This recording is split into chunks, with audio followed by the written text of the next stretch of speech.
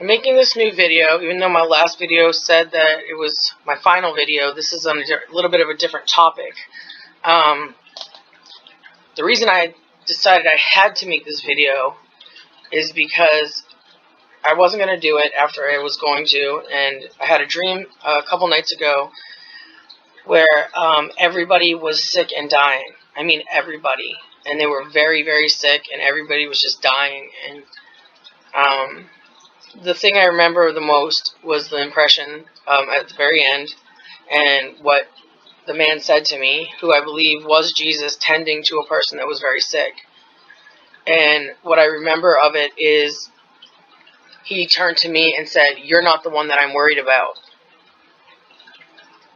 To me, that meant I needed to make a new video explaining the things that are going on, because people need to understand that they're going to get sick if they do what they're told by the people that are saying that they're doing it for them.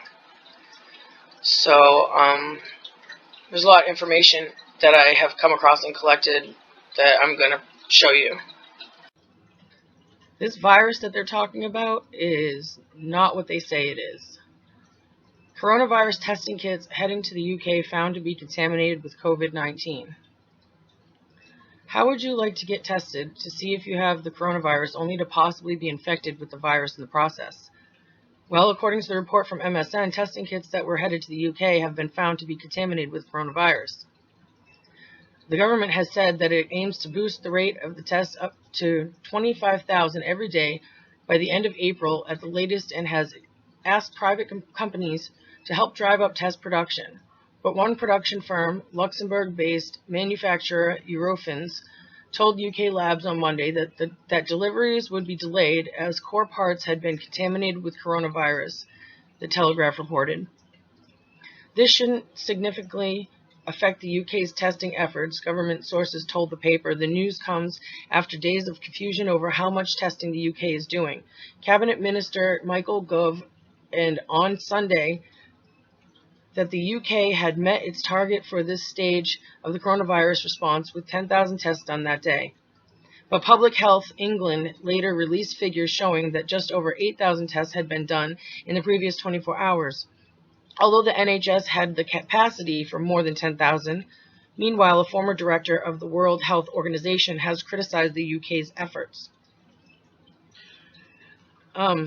This really is not what they say it is. They call it a virus. It doesn't have the characteristics of a virus. When they first started reporting on it, they said that it was in the air for 3 hours and it was on surfaces for days. Well, that's not the characteristics of a virus, but it is the characteristics of a fungi. Ophiocordyceps unilateralis is actually a fungi that affects ants. And it has very many predictive programmings in other things like video games and movies and such that make it seem like they could edit it to affect humans. And this fungi actually controls the mind of what it contaminates. So if you think about how they do so many things synthetically, if they could figure out how this fungi takes over the brain and tells it what to do, they could make one synthetically that affects humans. They're not going to tell you that. So according to this, it says that they call them zombie ants. And I'm not going to read this whole thing, but that was just an example to show you what kind of thing we're dealing with. So we have this article from April 16th, 2020. COVID-19 patients need to be tested for bacteria and fungi, not just the coronavirus. Many hospitalized victims are developing potentially lethal secondary infections such as bacterial pneumonia and sepsis. In the midst of the global COVID-19 pandemic, hospitals are relying on tests capable of delivering reliable results, minimizing transmission risk, and reducing time to treatment in the patients who need it most. Doctors are laser focused on obtaining and using these tests to identify and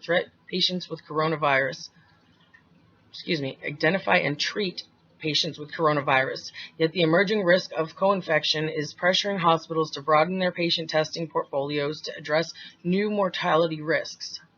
Many studies have already found that a significant number of hospitalized COVID-19 patients have and are continuing to develop dangerous secondary bacterial co-infections such as bacterial pneumonia and sepsis. Rapid diagnostic tests that identify the presence of bacterial or fungal infections and drug-resistant pathogens can and will play a critical role in the ongoing public health response to COVID-19.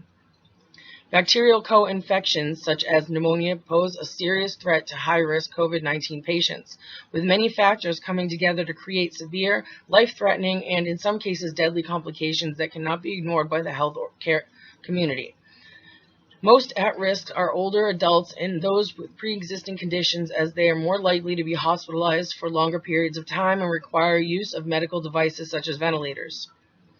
When these high-risk individuals end up in critical care, they are more likely to stay there for an extended period of time, increasing the risk for exposure to secondary bacterial infections, and an estimated 1 in 7 COVID-19 patients will develop a secondary infection while hospitalized. Further, a separate study found that only about 50% of patient deaths were due to the original viral infection, while the other 50% were caused by subsequent secondary infections. Even when hospitals observe strict infection control practices, it's easy for viral and bacterial co-infections to make their way around, infecting multiple patients living in close quarters and attended to by the same staff. What's more, the most severely ill coronavirus patients end up requiring mechanical ventilation, which, although a life-saving procedure, will exacerbate the risk of bacterial infection when used over long periods. This all boils down to a very dangerous situation for hospitalized patients. However, one way that healthcare professionals can get ahead of co-infections and improve patient outcomes is by adding testing for a broad spectrum of bacterial pathogens and antibiotic-resistant markers when a COVID-19 test is administered. Time is critical when managing a novel virus and bacterial co-infections, which is precisely why rapid diagnostics are playing a crucial role in each phase of containing this pandemic. Readily available FDA-cleared platforms can process patient samples in less than 5 hours with just 2 minutes of hands-on time, keeping pace with the urgency of care required for an outbreak like COVID-19. Samples gathered from any suspected coronavirus case should also be tested against a PCR-based panel capable of identifying a full spectrum of bacterial pathogens and antibiotic-resistant markers commonly known to cause co-infections and severe complications. Incorporating these panels both during the initial testing process and throughout a patient's entire hospital stay achieves several key goals. Avoiding misdiagnosis, more comprehensive testing rules out conditions that could be misguided during the fast-paced effort to provide care and ease patient suffering. This is even more crucial to patient care during a pandemic situation where symptoms are indicative of variety of ailments. Administering faster treatment with a full understanding of their patient's condition in a matter of hours instead of days, doctors can take appropriate action on antibiotic treatment faster. Preventing transmission. A study report that during the emergence of SARS in 2003, 76% of SARS-CoV infections were acquired in healthcare facilities, and patients with bacterial infections were found to be a potential source of super spreading. If doctors are able to identify other highly infectious diseases, including drug-resistant strains, they can isolate affected patients and reduce transmission rates. Preserving antibiotics. If other bacterial pathogens are detected, these tests also provide guidance on proper treatment, including informed use of antibiotics for patients who need them. Test results that encourage antibiotic stewardship can lower a patient's risk of developing a drug-resistant infection and subsequent complications, while also preserving precious antibiotics by decreasing the depletion of intravenous antibiotics that are in short supply. Decreasing length of stay. If the above protocols and steps are taken, another result of effective testing and clear direction for the treatment of these co-infections can be reduction in time patients spent in critical care. Not only is this beneficial to the patient, it also frees up hospital beds and equipment for more urgent cases. As healthcare workers focus on providing critically ill coronavirus patients and risk individuals with access to the best possible care, we must not underestimate the danger of bacterial co-infections that can arise during treatment or be exacerbated by pre-existing conditions and hospital stays. If things continue at the current pace, these critically ill hospitalized patients are likely to be impacted by secondary infections, and many will die as a result. Addressing the issue is simple. Fast and reliable testing panels and modern molecular diagnostic technologies already exist for these bacterial co-infections. Caregivers, doctors, and advocates for the most at-risk population should incorporate these into the COVID-19 care and treatment model, moving forward to ease suffering and improve outcomes. So, if you know that the tests are contaminated, that already ruins the fact that you want to go get tested. You don't want to get tested. Why? Because not only they're contaminated, but they have a depopulation agenda that they're not going to tell you about. And that's not the only article about it. So how will we know if our test kit is contaminated or not? Doesn't that make you not even want to get the test? Not to mention there could be other things contaminating it as well. And I've also seen evidence in predictive programming that they have a microchip that can fuse to your brain stem and actually control you. And this is another article talking about how they are contaminated from March 30th, 2020. Coronavirus testing effort hampered by kits contaminated with COVID-19. Traces of the virus were detected in parts due for delivery from overseas in the coming days.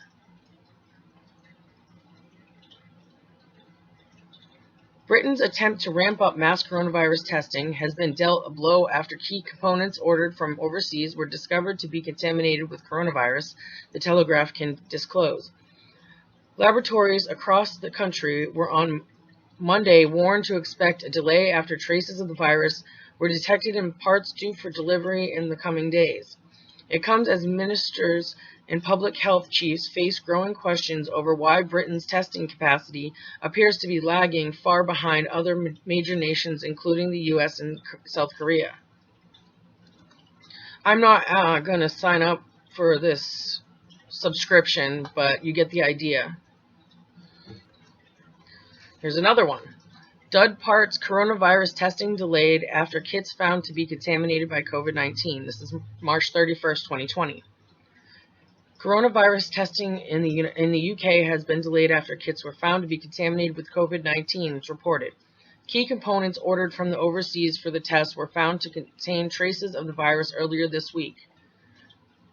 Why would this not be well known? People are still going to get tested. You think people would be going to get tested if they knew this? It comes as Britain attempts to ramp up mass testing after capacity appeared to lag behind other major nations, including the US and Germany. To meet demand and boost production, the government has enlisted private companies to help, with plans for thousands of kits to be made available within the coming weeks. But in a blow to production, one of those suppliers sent an email on Monday to government laboratories in the UK warning that a delivery of probes and primers would be delayed because it was contaminated, the Telegraph reported. Eurofins, which is based in Luxembourg, admitted there had been an issue, but said other private providers had suffered the same problem. It's unclear how the components were contaminated, and senior health sources told the newspaper that the delay wouldn't significantly impact the UK's testing program. When I was saying that about the chip, how do you think they test? They've shown how they test. And this picture right here, it doesn't display how they've been testing people. They stick it in your nose and all the way back to the back of your nose, to the back of your throat, right where they could possibly put that chip that controls you. I'm not saying they did or if that's part of it, but look how people are acting right now. You see people starting fires, police hurting people, the military is getting involved, and if anyone had a sense of humanity, they wouldn't be doing half of these things, especially not if they were following Christ. I'm not going to read the whole article. I'm just trying to show you what's going on. And finally, here's another one. The CDC sent useless test kits to states tainted with coronavirus. We cannot trust them. There is a depopulation agenda, which I've heard from many people in the military who know that it's a depopulation agenda. They don't just guess, they know. Because they've been informed, and they're not going to tell you because they have their lives and families at risk. Tainted test kits provided to the states by CDC created huge inaccuracies in COVID-19 reports, exacerbating policies leading to further destruction of the U.S. economy. Who will hold these bumbling fools accountable for their actions? No one. If you want to look these up, I mean, you can see the website address at the top on all of them. I'm not going to read the whole thing because I'm really trying to make this video not like a really huge long video, but I do want people to understand what's going on. If you're not familiar with toxoplasmosis, it is something that is actually able to be passed from animal to human. And it can be infected by eating these animals that have this tissue cysts, and they are cycled into the human through what they eat. And I'll tell you this. Every time I go outside, now you know that they have chemtrails, if you've seen what's going on out there. And every time that I go outside, and it seems like it's like a heavy humidity in the air, I've heard a lot of people say the same thing. The heavy humidity makes it a little hard to breathe. And it makes you feel a little sick in your throat, kind of. And if you don't treat that, you could get sick. But it's not what they say it is. They're spraying all this stuff into the air. So if you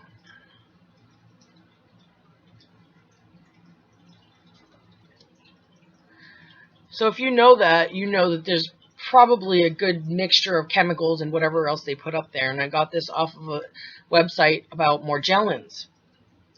And they tested the air, and they found all these things in the air that was where they've been spraying. And it says not only germs, but conductive metals, blood cells, carbon powders, sedatives. If you don't know what that is, it's something that makes you tired or pass out. Nanoparticulates, crystalline substances, alumina particulates, barium powders, and a kind of polyethylene silicon fiber. The chemtrail fibers are a kind of infant pre-Morgellons fiber. Morgellons fibers are more developed, but the fibers are related to the type of nanotechnology that assembles nanowires. They are actually able to program this dust to do things that they want to surveillance and who knows what else, if they're developing things within people's bodies. I actually know somebody who has metal pieces coming out of their skin, and there's no way to, you can't figure out why. A good guess would be from this stuff that they're spraying in the air.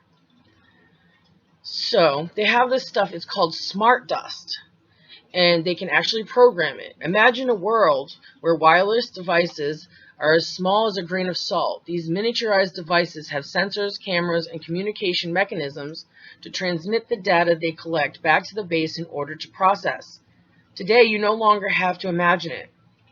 Micro-electromechanical systems, MEMS, often called motes, are real, and they very well could be coming to a neighborhood near you. Whether this fact excites or strikes fear into you is good. It's good to know what it's all about. What can smart dust do? Outfitted with miniature sensors, MEMs can detect everything from light to vibrations to temperature. With an incredible amount of powder packed into its small size, MEMS combined sensing, an autonomous power supply, computing, and wireless communication in a space that is typically only a few millimeters in volume, which with such a small size, these devices can stay suspended in environment just like a particle of dust. Excuse me. They can collect data including acceleration, stress, pressure, humidity, sound, and more from sensors, process the data with what amounts to an onboard computer system, store the data in memory, wirelessly communicate the data to the cloud, a base, or other MEMS. 3D printing on the micro scale. Since the components that make up these devices are 3D printed as one piece on a commercially available 3D printer, an incredible amount of complexity can be handled, and some previous manufacturing barriers that restricted how small you can make things were overcome. The optical lenses that are created for these miniaturized sensors can achieve the finest quality image. Practical applications of smart dust. The potential of smart dust to collect information about any environment is incredible. Detail could impact plenty of things in a variety of industries, from safety to compliance to productivity. It's like multiplying the Internet of Things technology millions or billions of times over. Here are just some of the ways it might be used. Monitor crops in an unprecedented scale to determine watering, fertilization, pest control needs. Now imagine that on your food. Monitor equipment to facilitate more timely maintenance, identify weakness and corrosion prior to a system failure, enable wireless monitoring of people and products for security purposes, measuring anything that can be measured nearly anywhere, enhance inventory control with MEMS to track products from manufacturing facility shelves to boxes to pallets to shipping vessels to trucks to retail shelves. Possible applications for healthcare industry are immense, from diagnostic procedures without surgery to monitoring devices that help people with disabilities interact with tools that help them live independently. Researchers at UC Berkeley published a paper about the potential for neural dust, an implantable system to be sprinkled on the human brain to provide feedback about brain functionality. So you think these high-tech things they're putting in your brain can't do anything else besides monitor it? Disadvantages of smart dust. There are still plenty of concerns with wide-scale adoption of smart dust that need to be sorted out. Here are a few disadvantages of smart dust. Privacy concerns. Many that have reservations about the real-world implications of smart dust are concerned about privacy issues. Since smart dust devices are miniature sensors, they can record anything that they are programmed to record. Since they are so small, they are difficult to detect. Your imagination can run wild regarding the negative privacy implications when smart dust falls into the wrong hands. Control. Once billions of smart dust devices are deployed over an area, it would be difficult to retrieve or capture them if necessary. Given how small they are, it would be challenging to detect them if you weren't made aware of their presence. The volume of smart dust that could be engaged by a rogue individual, company, or government to do harm would make it challenging for the authorities to control if necessary. I'm not worried about cost. So there you go for that. They're already doing that. They're already doing it, and you don't even know what's on your food. It's really sad because there's a lot of things that could be on your food and you don't even know it. Not to mention the privacy issues. This video is of a woman who was in the hospital because she was very sick, and she was saying how they're actually killing patients with lethal injections.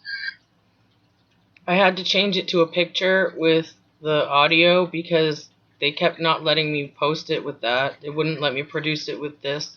They've already taken down this video and at least one of the other videos. Now this is in Spanish. I don't speak Spanish, but I did hear a translation of it, which was deleted shortly after being posted. But I'm going to play it for you.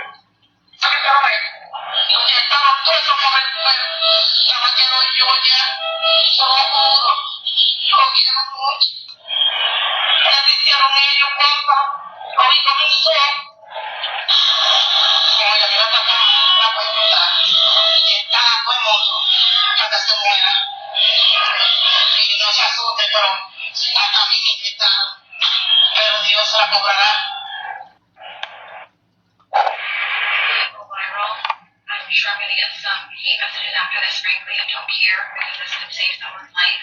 I'm a nurse practitioner. I am licensed and certified. I'm not on the front lines. I have a friend in New York City who's on the front line. And for her safety, she cannot come out and say things. So I am her voice. I'm not going to name names of people or hospitals for the safety of those involved. But this is her account. Okay? I am her voice here. I'm going to tell you what she has told me. She wants this to get out. Now, I'm sure this is not the case everywhere. I'm confident. I have friends that are in other places. They're on the front lines. They're in ICU. And it's not like this everywhere. But in New York City right now, in some of the hospitals, this is what is going on. People are sick, but they don't have to stay sick. They are killing them. They are not helping them. She used the word murder, coming from a nurse, went to New York City, expecting to help. Patients are left to rot and die. Her words. She has never seen so much neglect. No one cares. They are cold and they don't care anymore. It's the blind leading the blind. Now, a couple of weeks ago, I was on with some nurse friends of mine, and we were discussing different medications that could be used to potentially help people. Doctors who were reporting around the country that they were using a combination of medications that were helping people. People were not dying when they were on these medications. They were getting better. Those medications are not being used in hospitals in New York City. What is happening is that they're putting people on nasal cannula. If they require more than 6 liters of nasal cannula, they get intubated, they go on the vent, or they get trached if there's not enough vents. They don't get high flow, no non-breather, no non-invasive ventilation, no CPAP, no BiPAP. They're on a closed system ventilator versus CPAP or BiPAP for fear that it will spread the virus. Which, by the way, I know a nurse in Florida who was fired for exposing that about CPAP and BiPAP and patients being put on the ventilator, like straight away to the ventilator, to be on a closed system. The patients don't know any better. They don't have family with them. There is no one there with them to advocate for them. So they are scared and they give consent. The ventilators have high peak, high pressure, which then causes barotrauma. It causes trauma to the lungs. Dr.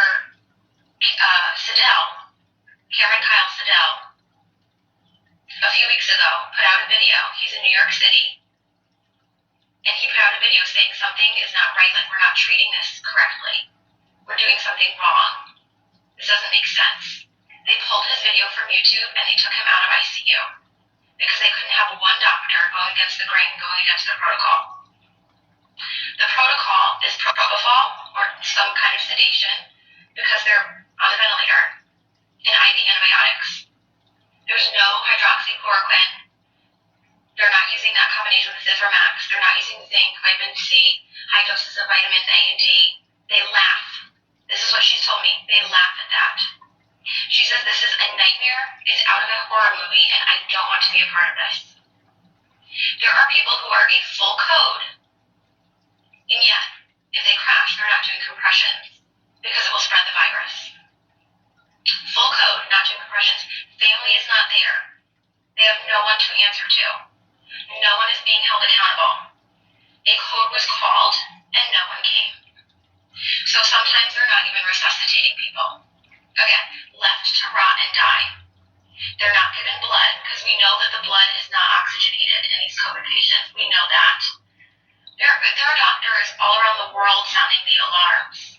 These are the drugs that work. This is the pathophysiology of the disease. This is what's happening. And for some reason, it's not changing. Even though we know, some of us know what's going on, nothing is changing on the front lines. They stay in the same PPE all shift, except for the top pair of gloves. So 2 pairs of gloves, or I don't know, maybe more than 2, but they're only changing the gloves on the outside. Gown, mask, whatever else stays the same because all patients are COVID patients. So if it's a COVID floor, all COVID, but it's not, because some of them are rule out COVID. So even if they're rule out COVID and they're not COVID, they're going to get COVID because they're using the same PPE all shift and they're carrying that contamination to all the patients. They're not changing their PPE. They're not going into rooms. So they're running long tubing into the room so that they can manage the tubing from outside of the rooms. So they're not going into the rooms. That means they're not assessing the patients as frequently as you would otherwise assessing your patients. They are not doing rapid result tests. You're lucky if you get results in 5 days. Okay. This is coming from my friend who is in New York City right now on assignment, who went there to help, and this is what she's finding. It's a horror movie, she says. Not because of the disease, but because of the way it's being handled. She said we need help, and people are sitting there waiting in the hotels. Money, I guess, is being paid for by FEMA, and yet they're still understaffed. And there are hundreds of people, hundreds of nurses in the hotels waiting to be called onto a shift. So there is manpower enough if the goal were to actually save people. I was trying real hard to get this third person into the video, but for some reason they are blocking me out from doing that. So I'm going to give you the audio with a picture of the woman who is saying these things. I was trying to advocate for my patient and talk to manager and get the care that he needs because he's being medically mismanaged. And I just had a complete breakdown because, you know what, my entire proposal got canceled because I wasted my time advocating for a patient who's just going to die anyway. And sure enough, they take the patient away from me. And then almost 2 hours into the shift, they switch me units. This is exactly what happened at the other hospital when I was advocating for the little Hispanic lady. Guys, here's the thing. Let me try and put things into context for you. I know not everybody's going to live. I'm not that green or ignorant or bright-eyed and bushy-tailed to think that, okay? I know we're going to have a shit ton of people die, but these people aren't dying from COVID. But these people aren't dying from COVID. But these people aren't dying from COVID. Let me give you several examples here. An anesthesiologist intubated the patients, of a patient, and they couldn't get the stats up. And for about 5 hours, we were waiting on a chest x-ray to confirm that the placement was wrong. And in the meantime, while we're waiting for that, we've told the anesthesiologist that it was placed wrong because, literally only one side of his chest is, inflating. A patient had a heart rate of 40, and the resident starts doing chest compressions on him, which is not what you do. You just externally pace them, or you give him some atropine. And then, I run in there to stop him from doing chest compressions on somebody with a pulse. And then he decides to push epi. He throws some pads on him to defibrillate the guy in bradycardia. Okay, he has a heart rate of 40 and a stable, bradycardic rhythm. We just need to give him some atropine and pace him. He defibrillates him and kills him. And I was literally ran out of the patient's room to get the director of nursing who was standing out there, and I'm like, can you stop him? He's going to kill that patient. He's going to kill that patient if he defibrillates him with bradycardia and a heart rate of 40. And the director of nursing just shook his head, and I turned around and he killed the dude. Okay, there was a nurse placed an NG tube into some guy's lungs and filled his lungs with tube feeding.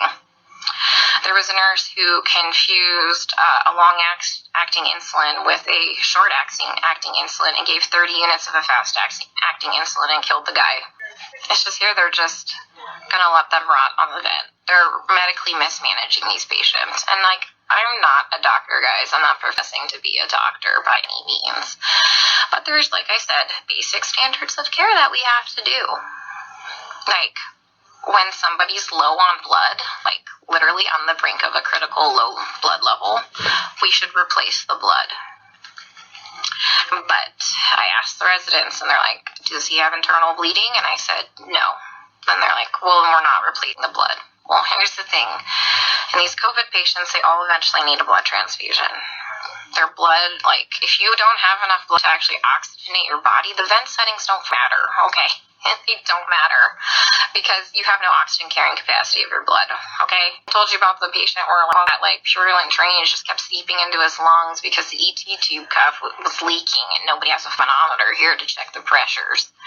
And I finally figured that out. And I kept saying, hey, you know what? His white blood cell count is steadily we're having a problem with it. Do you want to start some antibiotics? Does he have a fever? And I said, no, he doesn't have a fever. They didn't want to start antibiotics. Day shift nurse finally got a chest x-ray. He has full-blown pneumonia now. I've been telling them this for a while, but because he didn't have a fever, they didn't want to give him antibiotics. This was a 23-minute video. I cut it down because I'm pretty sure that the amount that's recorded on here is enough to get you to understand. Well, I spent the last 3 days trying to make this video, and the rest of the video will not let me produce. So I'm going to have to put up a picture, and you can hear what I'm saying, but you're not going to see what I had on the screen, because they're not letting me do it that way. Okay, so now look at this. Obamacare's medical coding legalizes mass murder and death by torture. In what is below, the WHO/UN is defining extremely vaguely referred to war crimes as legal execution. This appears to be an effort to pre-exculpate people for anticipated war crimes, some intricately planned, carried out under a military authority. The following article, but the article has not been examined closely enough. Perhaps this is because the guillotine portion is so horrific, made even more terrifying since the government ordered them and DHS has them. Guillotines have been installed in boxcars intended for transport to FEMA camps. The article refers to them as UN boxcars. According to the Obamacare above article, it was DHS that sent out the execution codes to the states. Why is DHS involved in medical coding? As beyond grotesque as it is for the U.S. government to be ordering thousands of guillotines to be used on the American people, the medical coding in Obamacare, if one looks at it all closely, has a lot more horrific means of murder, all of them listed as legal execution by the WHO, making it the Mengele of health organizations. This following section of the WHO code easily could include mass murder, and in fact, given who they describe as in charge of executions done at their behest, it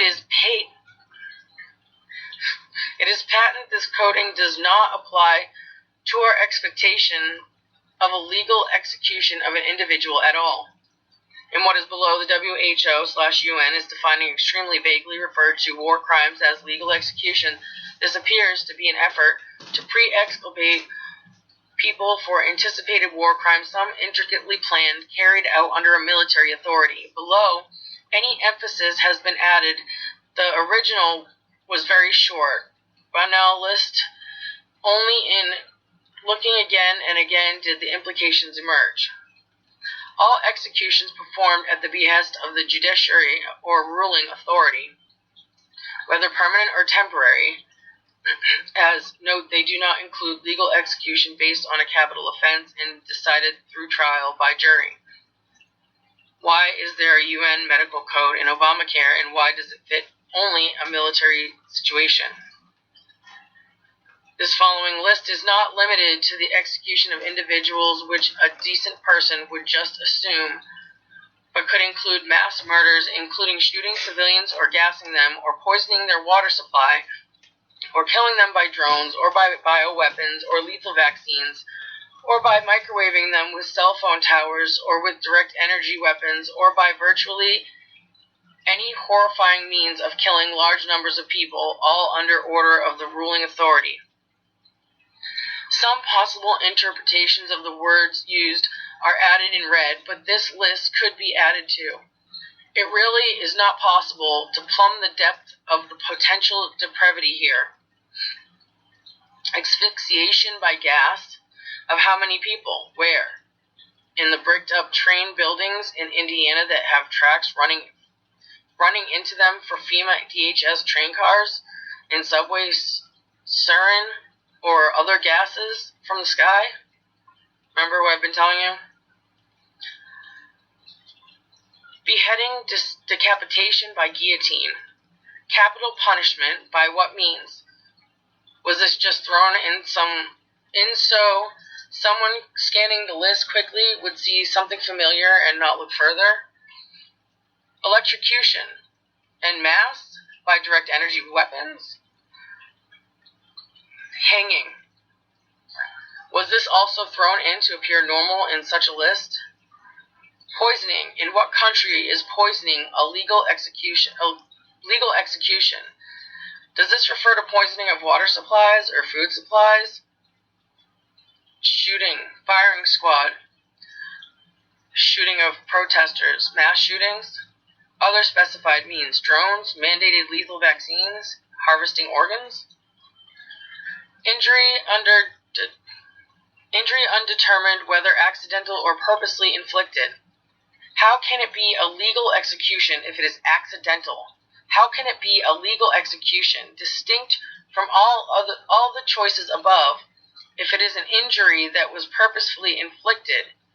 Isn't that a description of torture? Would rape not fit here? Would child rape, torture, and satanic sacrifice are exposed by ITCCS.org not fit here as well?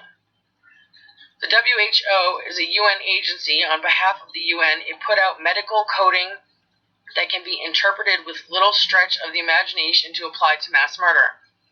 Now pair that with the UN's recent directive below to entirely disarm the US. The warnings of total gun confiscation in the US are not paranoid. This UN document shows that it is quite true and details the intent and order of actions for subtly and slowly accomplishing it. So this is actually from the UN. This is dated July 2013, but they've been doing this stuff, increasingly since who knows when, and they're doing it so that it's not such a shock to the people, so that they might agree with it. They're trying to make people want to do these things that they want them to do, and they want to make it seem like they are doing it on their own terms.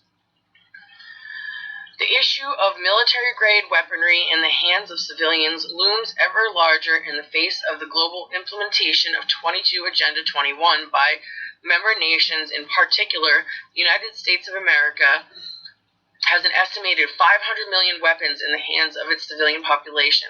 This is not just a static problem, it is a massive dynamic problem for the process of confiscation, as there will be those who refuse to surrender their firearms. The conclusion of discussions by the CWCSG led to the adoption of a proposed agenda to begin the process for introducing to member nations a framework by which they can begin confiscation of national laws,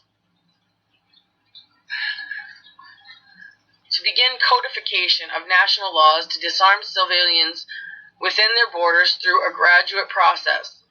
Within the discussion framework, we have identified several problem areas that must be addressed. They are: classification of military-grade weapons to be made illegal for possession, creation of programs to provide reasonable compensation for voluntary surrender of said arms, codification of laws to begin the restricting and strict licensing of concealable firearms, codification of laws to begin the restricting and strict licensing of hunting-grade firearms, codification of laws to restrict the sale of and possession of ammunition and components to manufacture ammunition.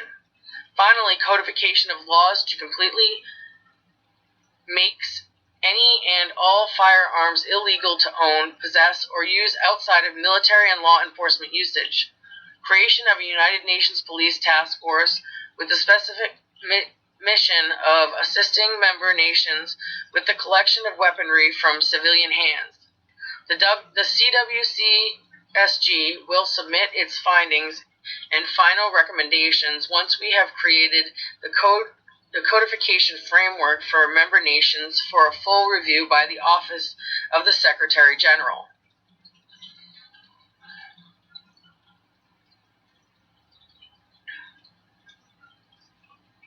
Yet the government continues its denial that it intends to confiscate weapons. The UN intent to disarm the American public is clear, as are lies from the government. The same government that has purchased guillotines to use against Americans it hopes will have no means to resist. But the intent is even more thorough. The UN medical coding inserted into Obamacare opens a window onto even greater and darker outrages, vaguely sketched out, but once one sees the direction of the intent, horrors that fit keep presenting themselves. Those who planned these potential human nightmares had the incredible forethought to have endless forms of mass murder defined in advance as legal execution. And what's more, they had them hidden inside a health bill, which were then passed to the states by DHS. It seems DHS not only controls trains with guillotines and is loading up on vast amounts of ammunition banned in war, but is pre-okaying its own mass murder of Americans through medical code. Now, when someone says Obamacare includes death panels, who will laugh? For it includes much, much worse. And one can't help but picture Obama seeming to cry about Sandy Hook and dead children and urging gun control, even when he urges Obamacare and its embedded legalization of guillotines and many forms of mass murder and of torture. And at the moment, the whole thing ceases any longer to be about politics or lies or false flags or his disarming agendas. All that is too pale. It can't describe the country at this dire moment. One reads medical coding that says all executions being performed at the behest of the judiciary or ruling authority, whether permanent or temporary, and suddenly the political arguments and media's endless provocative screaming, and this country divided over the finances of effectiveness or lack of enrollment of a health care bill fall away. And there is a great silence. All executions performed at the behest of the judiciary of ruling authority, whether permanent or temporary. And what arises in a sense of hell? So I'm moving on to a few articles that I've saved, and I have them in the archive in case they decide they want to get rid of it before I can use it or whatever. I'm not going to read the whole article. I'm just going to show you the headlines to pretty much prove my point, because I don't want this video to be like 5 hours long. So that's what I'm going to do. This says, and this was written, well, I archived it on April 6th, 2020. And this had came out before that, but I'm not sure the exact date. I think I couldn't find the date. But it says, Israel's health minister, says the Messiah will arrive in April.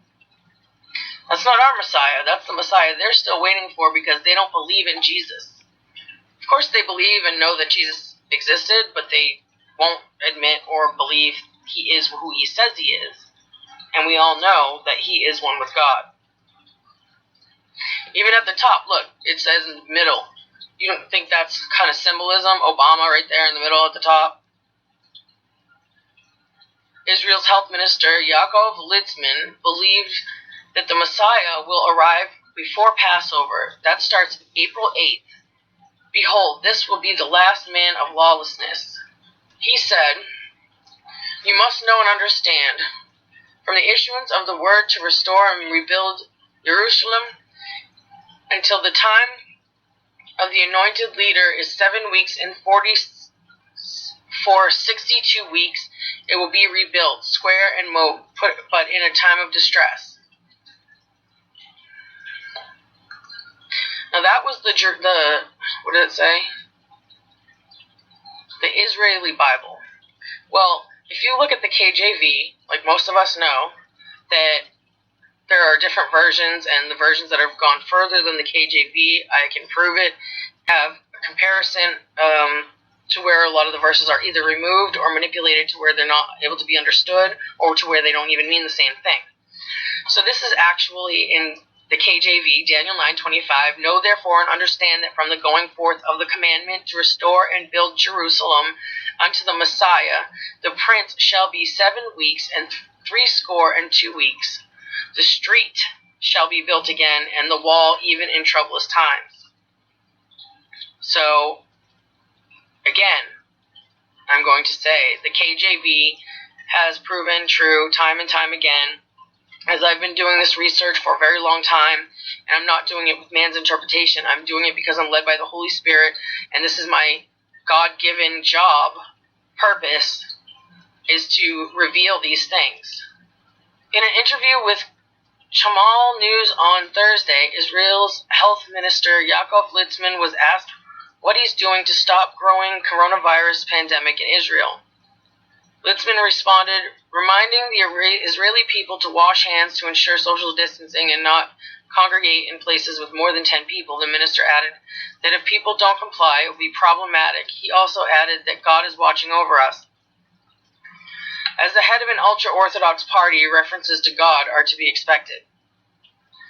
But when asked about the chances of Israel continuing to be under complete shutdown until the Passover holiday, Litzman offered a rather unconventional response, saying, God forbid. We are praying and hoping the Messiah will arrive before Passover, as it is a time of our redemption. I am sure that the Messiah will come by Passover and saves us the same way God saved us during the Exodus and we were freed. The Messiah will come and save us all. I'm not saying this is how it's going to happen. I know obviously the Antichrist is going to come into full power at some point soon. If it were to happen by way of what looks legal to the United States people, it would be possible that Obama actually could serve 2 more years legally, because the term limit is 10 years. But you can only be elected twice, and each term is 4 years. So, the way that around that, it's like a loophole. If somebody made him vice president, and then that person stopped being president, then he would become president again for at least those 2 years. Maybe that's how he works his way in and made people do it willingly. I don't know. But my point is, it's not impossible for it to be done that way. In case if you haven't seen my video about the Antichrist, this is actually from the ecumenical meeting of Pope Francis in Geneva. And this is, I think, 2016. Now look above the Pope, what they have, standing above him, in a place that they would worship, in the Arch of Baal, in the eye, which is a stolen representation, by the way. And who does that look like to you? It's Obama. Okay, but that's just one example of the many things that I have as proof. So there's a lot of information that's not well known, but people should know. And it makes things quite obvious that they are against us. Earlier today. Obamacare is great, and it's really working. So when I freeze framed that video, I got an image that you could actually see what he was morphing into to show the proof. This is 2016, end of his term, and it was in October, I remember, because it was Halloween area. That's why they thought people would think it was a joke. Well, guess what? That was him revealing himself. So that, you see, he is the false Messiah. And Trump is the little horn in Daniel, and he's also the second beast in Revelation.13, who is controlled by the dragon. On Yahoo.com, they have an article that was written May 26, 2020. Our product is used on occasion to kill people.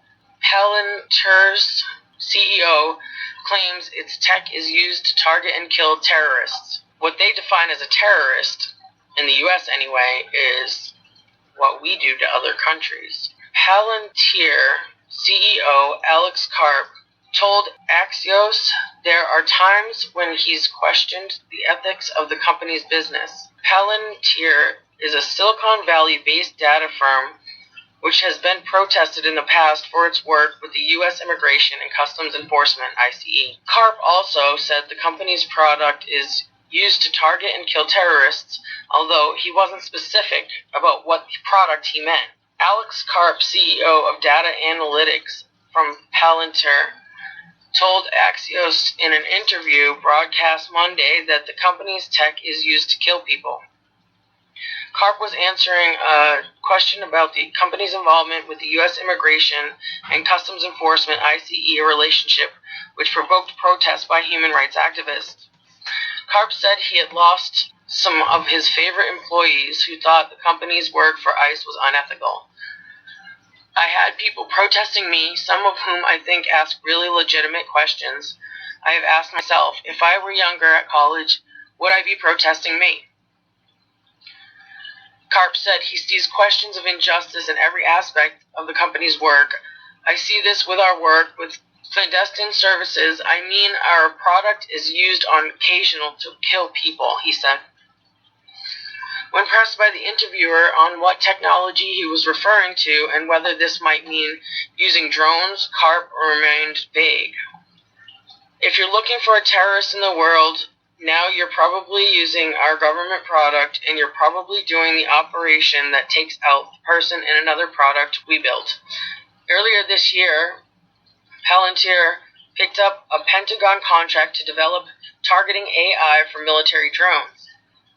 The contract, called Project Maven, has previously been Google's, but the tech giant abandoned it after employer uproar over the ethics of the developing military technology. Karp's comments chime with the company's wider attempts to present itself vital to intelligence agencies and operations. Palantir inspires considerable public interests thanks to its most secret work with the governments and military and the fact it was co-founded by the controversial tech investor Peter Thiel. In April, Bloomberg reported that the company, which remains private, is on track to make $1 billion in revenue in 2020, breaking. In addition, the introduction of the Antichrist, as it gradually comes out, Pope drops traditional titles including Vicar of Christ, April 3rd, 2020. In the latest Vatican yearbook, the Annuario Pontifico, the title Vicar of Christ does not appear on the listing for the Pope Francis. In the 2020 edition of the Annuario, the page devoted to Pope Francis is headed simply by his name, George Maria Bergoglio. Past editions have always been headed by the titles according to the Pope, beginning with Vicar of Jesus Christ. Other titles have been successor of the Prince of the Apostles, Supreme Pontiff of the Universal Church, Primate of Italy, Archbishop, and Metropolitan of the Roman Province, Sovereign of the Vatican City-State. In the 2020 edition, these titles appear at the bottom of the page devoted to Pope Francis, identified only as historical titles. Such a change would undoubtedly have required the approval of the pontiff. In 2006, Pope Benedict XVI dropped another traditional title, Patriarch of the West. The Vatican explained that the elimination of this title could prove useful to ecumenical dialogue. The statement also noted that the significance of the title was never very clear and over history has become obsolete and practically unusable. The title Vicar of Jesus Christ, on the other hand, has clear and unmistakable theological significance. Cardinal Gerhard Müller, the former prefect of the Congregation for the Doctrine of Faith, said that downgrading the title was a theological barbarism. To date, the Vatican has not issued any explanation for the change. I can tell you the reason for the change. The people are stepping down for the Antichrist to step up. And I believe it was, I don't know if it was 2016 or 2015, but Obama did go around to all the countries and ask all of their leaders to step down, and a lot of them did at that time. I even remember around that same time, if you had Googled who is the president of Mexico, it literally said Obama.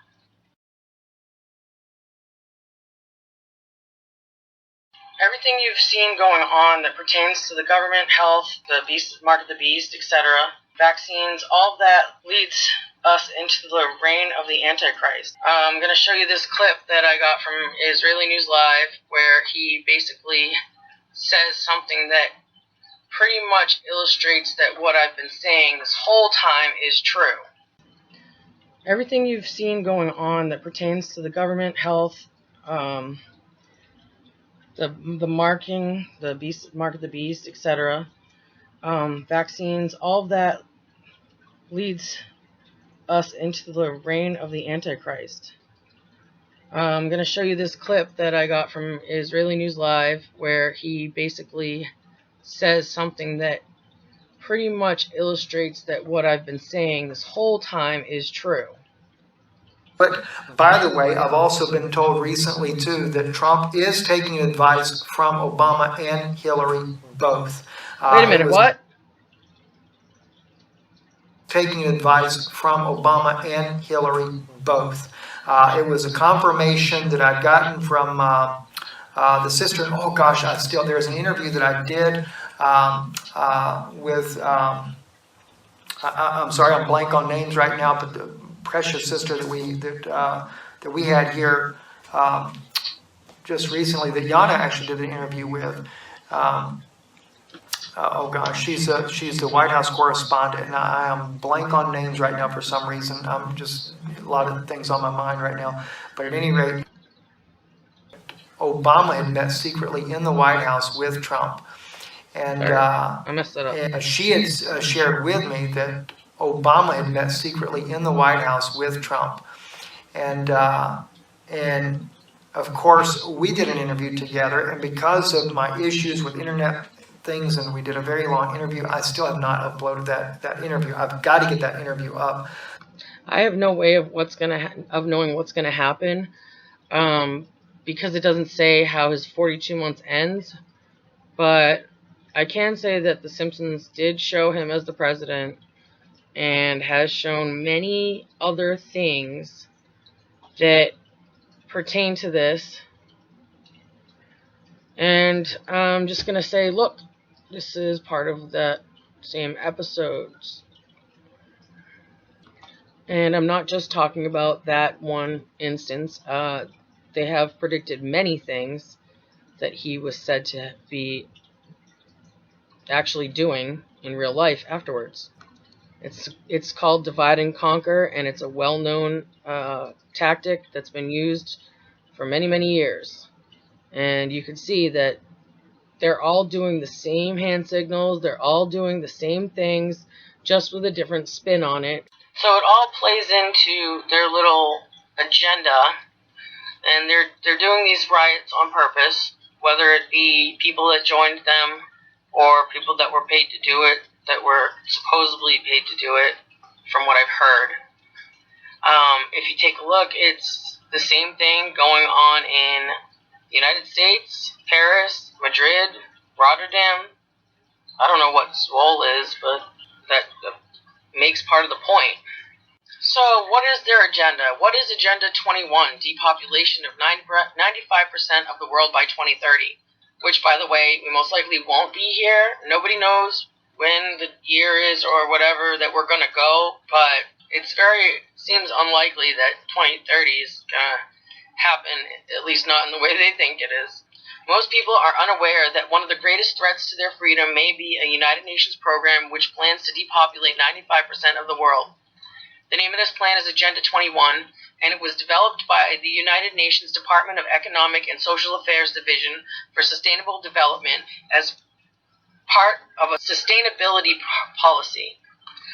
According to the United Nations website, Agenda 21 is a comprehensive plan of action to be taken globally, nationally, and locally by organizations of the United Nations system, government, and major groups in every area in which humans have impact on the environment. In a nutshell, the plan calls for government to take control of all land use and not leave any of the decision-making to the hands of the private property owners.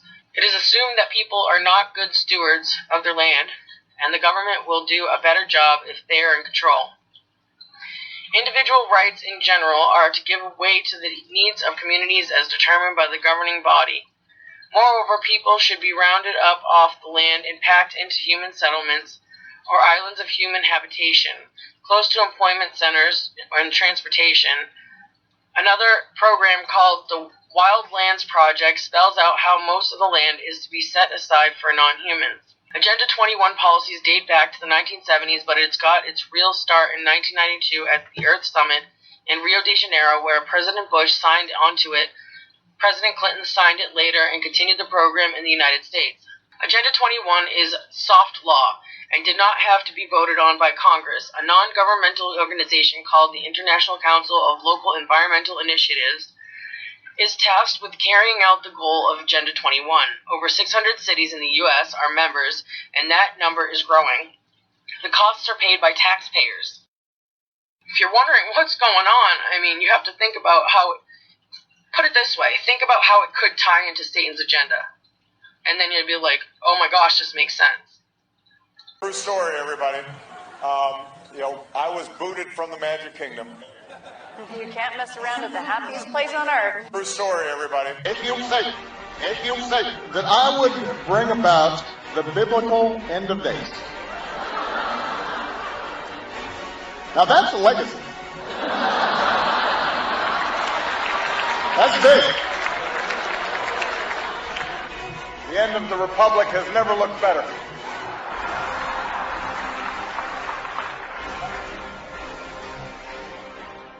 You will never see it coming. Coming. A new world order. A world for the rule of law. Not the law that... Are you okay? Yeah, sorry. I was up late last night reading Desecration, Antichrist Takes the Throne. It's the 9th book in the Left Behind series of the apocalyptic Christian novels about the end times and the rise of the Antichrist, whose name is Nikolai Carpathia or Barack Obama, depending on who you ask. Jesus Christ, man, heaven, you are! That's okay. You are Antichrist! You are Antichrist! You will be destroyed! Here's what I can guarantee. I'll be back. The next time I'm back, I may not be wearing a suit. Most of us are familiar with the idea of microchip implants, even starting back from before this was a big deal of putting it in humans. They had put it in dogs. My dog is like 11 years old, 10 years old, and when I got her, she had a microchip in her that they had to deactivate unless I paid for it, which I wasn't going to pay for, but that means she still has one in her. Well, now she has these odd things that look like tumors, and they're not in the same spot, but I'm starting to wonder if that happens a lot in dogs that have that chip. The future of microchip implants in humans, August 27, 2019. As technology evolves, devices continue to grow smaller and more compact. Electronic devices once limited to the household, such as phones and computers, can now be carried around in our pockets. Now, for some people, the concept of portable and convenient technology has been taken a step further with microchip implants. In Sweden, a country known for its technological innovations, thousands have already implanted microchips into their bodies. The Swedish firm Biohacks International was founded 6 years ago by body piercer Johan Osterlund, and currently dominates this market. Having different cards and tokens verifying your identity to a bunch of different systems just doesn't make sense, says Osterlund. He further adds that chip implants can help streamline everyday tasks through enhanced connectivity. The trend has even caught on the United States with 3 Square Market, a Wisconsin-based vending solutions company surgically implanted chips into more than 50 volunteers employed at the company in 2017. Beneficial technology or passing fad? Well, let me just say, whether it's a microchip or some other sort of thing that's being able to be read, because according to the Bible it says it's a mark or the name of the beast or the number of the beast that will be on your right hand or forehead, which, by the way, may mean what it meant back then. And when they said right hand back then, it actually meant your dominant hand. But I could see how they could just make it in the right hand, and then that would be easier for them to scan. Microchip implants represent the latest evolution in convenient technology. The chips offered by Biohacks International are designed primarily to reduce the time it takes users to perform the specific daily routines. Individuals with implants can access their homes, offices, and gyms by simply swiping their hands against a digital reader. Biohacks chip implants can also be used to store emergency contact social media profiles, house key FOBs, and even e-tickets for events in public transportation. In 2017, government-owned passenger train company SJ became the first travel company in the world to allow people to use microchip implants in lieu of paper train tickets. Biohacks has also implied that users will soon be able to use the chips for store and restaurant payments while using microchip implants for convenience is certainly cutting edge. Perhaps the biggest proponent for this type of technology is its potential to revolutionize health monitoring and medical diagnosis. Dr. Medical J. Miro, medical director at the Clinical Research Center of Parkview Hospital, has been working closely with the Free Square team to develop prototypes with the ability to continually monitor an individual's vitals. This has the potential to allow both doctors and patients to access accurate medical data in real time. In June 2018, the U.S. Food and Drug Administration has approved a fully implementable continuous glucose monitoring system for adults with diabetes. This is one of many technological innovations in the medical industry. These technologies allow patients to gain better control over their health, says Dr. Scott Gottlieb, former FDA commissioner. A moral dilemma. Brian Green, director of technology ethics at Santa Clara University, Marcula Center for Applied Ethics, has expressed concerns over the ethics of microchip implants. While microchips aren't new technology with pets, Green states that in a world where retailers, credit card companies, and employers require mandatory implants, the country can become a surveillance state. Green also predicts that should the surveillance state nightmare come to fruition, individuals who decline microchip implants risk being marginalized, I'm so tired, and walled off from modern conveniences. He adds that individuals should always have the right to opt out of implants without fear of persecution. Like other types of electronic devices, there are also growing concerns that microchip implants may be vulnerable to hacking by using Wi-Fi connection. The possibility exists that hackers infect chips with viruses and even gain access to the stored information, which is confidential. Is the mass adoption of microchip implants on its way? While using microchip implants for convenient technology is certainly cutting edge, the lingering question remains, is this technology really necessary? Kayla Heffernan, a researcher at the Melbourne School of Engineering, sees the adoption of chip implants as a chicken and egg problem. She explains that microchips aren't widely used because they aren't yet useful enough, and since there is no market, the devices remain relatively unchanged. However, continuous research and development by Biohacks International and Free Square Market are aiming to increase the adoption rates of this new technology while attempting to sway the view of skeptics. Now, we all know it's coming. We don't know exactly the form or the way it'll look, but it's coming, and we know what to look for, what to make suspicious of. I want to tell you this, though. In my dream of the Rapture, it was a regular day. I had to go pick up my husband from work, and to me, that's a regular day. So that I would never, ever, ever, ever take the mark of the beast. And I know what to look for and what to watch out for. So if that happens to be a regular day, and I would never do that, that means that the rapture will happen before they try to force the people who live here to get the mark of the beast. Otherwise, it would be a totally different scenario.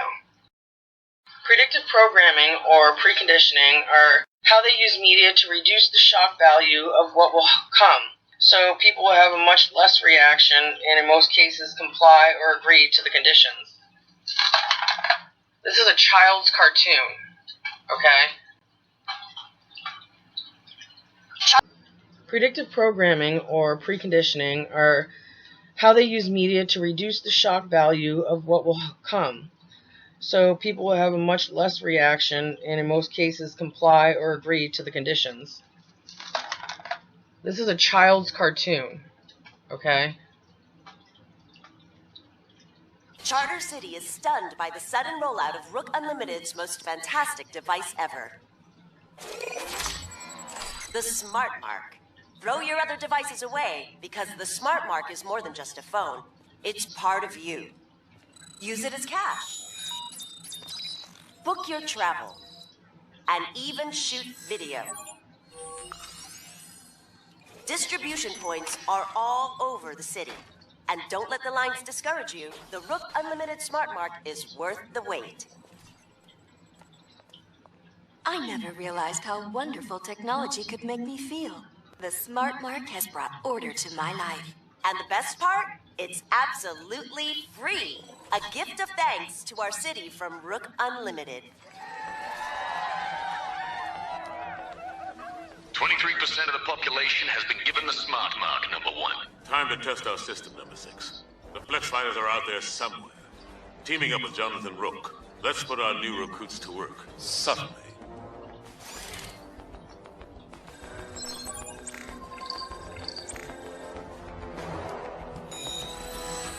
We should find the Flex Fighters.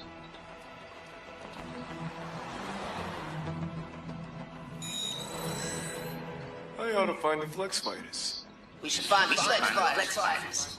We should find the Flex Fighters. Growing up in this city, the streets of Old Town, I saw the worst mankind had to offer. Chaos, disorder. I vowed to make it all change. I'm not going to read this entire article. It gets kind of technical, but I am going to say that I have watched recently a few things that have seemed like they are portraying what's going on in real life. And the latest thing that I've been watching is the series The 100. It's a lot to explain, but basically there's a microchip in the series that is implanted and can go into the back of the neck, and it wraps itself around the brainstem, and it can control that person mentally. Also, it shows them that they can go to what they call a city of light, which is basically like an AI heaven inside your head or inside of a computer program. Who knows what that leaves to the physical body, though. This says neuromodulation platform alleviates chronic pain. Now, if they were to implant something into you, which what they did in that video, they also said that you have no more pain. It took away people's pain, which is why they were enticed to get it. But first of all, taking away pain completely is not such a great idea. Pain indicates that you have something wrong that you need to tend to. So if you can't feel pain, then you could be hurting yourself and not even know it. That's why I don't like taking pain meds. It's not really as good for you as they make it sound like it could be. DARPA's new project is investing millions in brain-machine interface technology. When Elon Musk at DARPA both hop aboard the cyborg hype train, you know brain-machine interfaces are about to achieve the impossible. BMIs, already the stuff of science fiction, facilitate crosstalk between biological wetware and external computers, turning human users into literal cyborgs, yet mind-controlled robotic arms. Microelectrode nerve patches or memory band-aids are still purely experimental medical treatment for those with nervous system impairments. Now, the thing I was just talking about on this show, they also forget the things that were hurtful. Like, it's not just physical pain, but they forget the things that are emotionally painful. It's like wiped from their memory. With the next generation non-surgical neurotechnology N3 program, DARPA is looking to expand BMIs to the military. That's another point. Imagine if they had those and then they put it into an entire army, and they could control the entire army like a hive mind, like they're doing on the show that I'm watching. They could just control them, and it seems almost like they already are, or if they're just testing it, I don't know, because these big, huge riots, I mean, there can't be that many people who would normally do something like this. I mean, rioting is like going above and beyond any type of protest. It's hurtful to people, so why would you want to be hurtful to people in protest of being hurtful to people? With the next generation non-surgical neurotechnology N3 program, DARPA is looking to expand BMIs to the military. This month, the project tapped 6 academic teams to engineer radically different BMIs to hook up to machines to the brains of able-bodied soldiers. The goal is to ditch surgery altogether while minimizing any biological interventions to link up brain and machine. That sounds pretty scary. Rather than microelectrodes, which are currently surgically inserted into the brain to hijack neural communication, the project is looking to acoustic signals, electromagnetic waves, nanotechnology, genetically enhanced neurons, and infrared beams for their next-gen BMIs. It's a radical departure from current protocol with potentially thrilling or devastating impact. Wireless BMIs could dramatically boost bodily functions of veterans with neural damage or post-traumatic stress disorder, or allow a single soldier to control swarms of AI-enabled drones with his or her mind, or similar to the Black Mirror episode Men Against Fire, it could cloud the perception of the soldiers, distancing them from the emotional guilt of warfare. Exactly what I'm trying to say. When trickled down to civilian use, these new technologies are poised to revolutionize medical treatment, or they could galvanize the transhumanist movement with an inconceivably powerful tool that fundamentally alters society for better or for worse. And like I said before, I'm not going to read the whole article. I'm pretty sure that proves my point. This one is from May 17, 2020, A Simple Introduction to Brain-Computer Interface. A simple introduction to brain-computer interface. Have you ever thought of switching on your television or fan while lazily sitting in your chair and doing nothing but thinking about it? Have you ever wished people, computer, understood what you were thinking without even saying or giving a direct command? Yep, it is possible, and you don't need a magic wand for doing so. Instead, technology can help you understand and interact with itself better. The devices which can help you perform this magic are called brain-computer interface. We are at the early stage of its development, but it's almost here. As the definition goes, it is a device or communication system which lets you control any device of your choice just using brain, i.e. not using any muscle or nerve. That means just using your thoughts, you will be able to control things or communicate. Now imagine how lazy people will get, how fat people will get from being that lazy. Honestly, I'm so tired. I'm not reading this whole thing. You can see what my point is. In addition to the things that they're spraying in the air that can get you sick, they can also use the 5G to lower your immune system or to cause symptoms. So, this 5G warning by Institute of Electrical and Electronics Engineers. The prestigious Institute of Electrical and Electronics Engineers, IEEE, the Professional Association for Electronic Engineering and the Electrical Engineering based in New York, issues a stark public warning of grave cancer risks from any mass rollout of 5G telecom technology.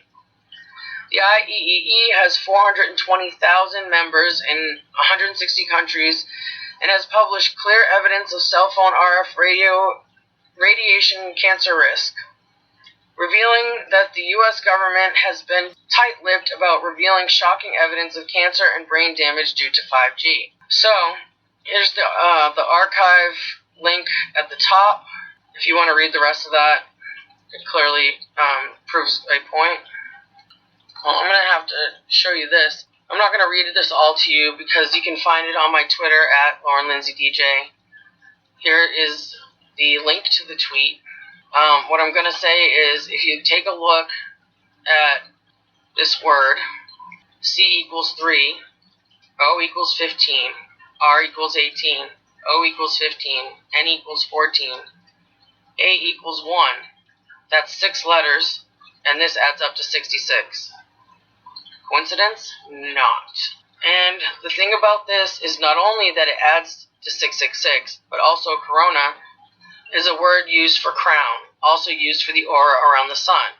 Satan stole God's identity and assumed his crown. America, take a good look at your beloved candidates. They're nothing but hideous space reptiles. Take a good look at your beloved candidates. They're nothing but hideous space reptiles. They are aliens. But what are you going to do about it? It's a two-party system. Aliens. You have to vote for one of us. It's a two-party system. Well, I believe I'll vote for a third-party candidate. Go ahead. Throw your vote away. I'll vote for a third-party candidate. Go ahead. Throw your vote away. I want to thank the Lucas Bros and their boy Gerard. As a result of their awesome moving skills, they have saved Brooklyn and killed the Illuminati once and for all.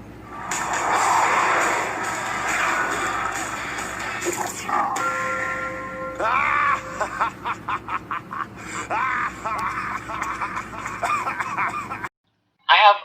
other good informational videos, and I suggest if you want to know about the signs in the sun, and the moon, and the stars, and the sky, and the clouds, you could go back and check out my signs videos. And there, at the end of each video, the last 15 minutes, is my explanation with scripture of what's going on with those. There's also one called Update to that, because it's got a little more information to add to the end of it. So, also I have, This is the End, Connect the Dots, is one of the videos that I have. That is supposed to be my final video, which was the one right before this one, and the Antichrist. If you haven't seen those, you might want to go back and look, because I give a lot more information and probably explain it a lot better on that one topic. Other than that, I'm going to conclude my video. I think I've proven my point, and I've warned you all to the best of my ability. God bless. In the name of Yeshua. HaMashiach.